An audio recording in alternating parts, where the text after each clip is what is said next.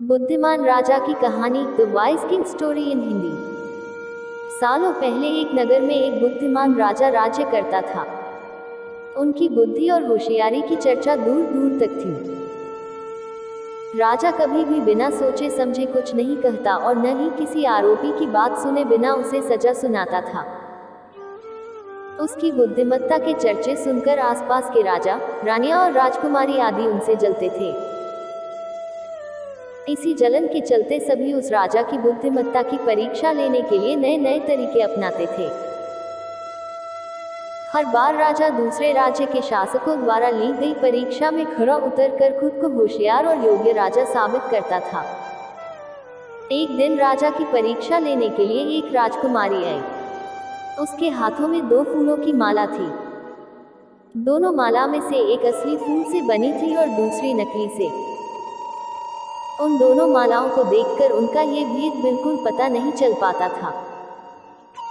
इसी वजह से राजकुमारी ने राजा के सामने दोनों मालाएं रखकर पूछा, हे राजन, अगर आप बुद्धिमान हैं तो बताएं कि इनमें से कौन सी माला असली है।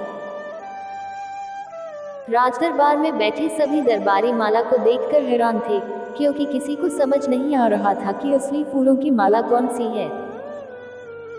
सभी इस सोच में थे कि राजा कैसे बता पाएंगे कि असली फूलों की माला कौन सी है। राजा भी माला को देखकर परेशान होने लगे। उसी वक्त उनके दिमाग में कुछ तरकीब आई। उन्होंने तुरंत अपने एक सेवक से कहा, बगीचे की खिड़कियों को खोल दो। सेवक ने बगीचे की खिड़की को जैसे ही खोला तो राजा ने देखा कि फूल में बैठी मधुमक्खियां खिड़कियों से राज दरबार में आ रही हैं। वो कुछ देर मधुमक्खियों को ही देखते रहे। जैसे ही एकाध मधुमक्खी एक फूल की माला में बैठी, वैसे ही राजा ने कहा कि अब मैं बता सकता हूँ कि असली माला कौन सी है। राजा ने तुरंत उस माला की तरफ इशारा किया जिस पर मधुमक्खी बैठ रखी थी। राजा की होशियारी देखकर दरबार में मौजूद सभी उनकी तारीफ करने लगे। सभी कहने लगे कि हर राज्य को आपके जैसे ही बुद्धिमान राजा की जरूरत है। राजकुमारी भी राजा के बुद्धिमत्ता देखकर खुश हो गई।